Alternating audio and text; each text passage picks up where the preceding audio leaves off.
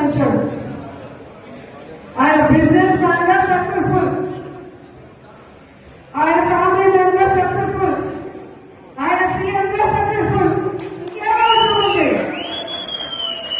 కానీ రాష్ట్రంలో కూటమి ప్రభుత్వం వచ్చిన తర్వాత వాళ్ళు చేస్తున్న అరాచకాలు, విధ్వంసాలు చూసి మనని నమ్మిన కార్యకర్తని మనం కాపాడుకోవాలి, మన కోట్లేసిన ప్రజలకు మనం అండగా నిలబడాలన్న చిత్తశుద్ధితో ఆ రోజు నుంచి ఈ రోజు వరకు పని చేసుకుంటూనే వెళ్తున్నారు. అలాంటి వ్యక్తి కోసం మనం పనిచేయగా ఉంటాం.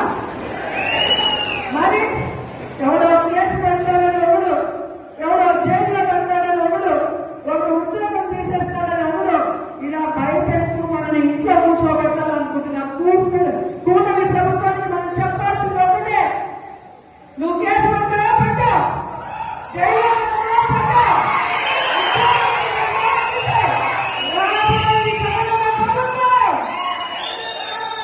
కేసులు పెట్టడానికి, విధ్వంసాలు సృష్టించడానికి వడ్డీతో సహా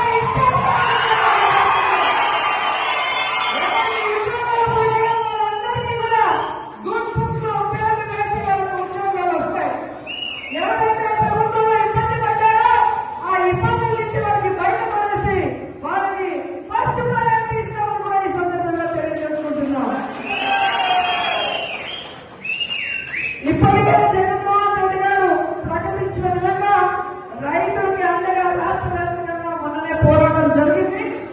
రేపు ఈ విద్యుత్ బిల్లుల పెంప మీద రాష్ట్ర వ్యాప్తంగా నియోజకాల వారీగా ఉద్యమం జరుగుతుంది.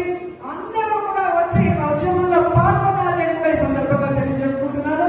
అలాగే జనవరి 3వ తేదీ విద్యార్థుల కోసం ఫీజు రియంబర్స్మెంట్ కోసం జగనన్న పిలుపునిచ్చాడు. అందులో కూడా మనం అందరం పాల్గొనాలి, ఈ ప్రభుత్వానికి బుద్ధి చెప్పాలని కూడా ఈ సందర్భంగా తెలియజేసుకుంటున్నాను. ఎందుకంటే మనం సైలెంట్ గా ఉంటే పచ్చ ఛానల్లో అబద్ధాలు చెప్పడం తప్ప ఇంకోటి చేయదు. ప్రజలు ఎలా ఇబ్బంది పడుతున్నారు, విద్యార్థులు ఎలా మోసపోయారు, మహిళలు ఎలా కన్నీళ్లు పెడుతున్నారో రాష్ట్రం అంతా తెలియాలి. ఒక ఉద్యమంగా ఈ కూటమి ప్రభుత్వాన్ని ముంచేయాలని కూడా ఈ సందర్భంగా తెలియజేస్తున్నారు. ఈరోజు ఇంత వర్షంలో కూడా పార్టీ సర్వసభ సమావేశం అనగానే ఈరోజు ఒక్కొక్కరు జగనన్నకి మేమున్నామంటూ బయటకు వచ్చినందుకు మీ అందరికీ పాదాభివందనాలు తెలియజేసుకుంటూ ఈ కార్యక్రమాన్ని ఇక మన ఎంపీ గురుమూర్తి గారు మాట్లాడాలని ఆయనకి హ్యాండ్ ఓవర్ చేస్తున్నాను. Thank you so much.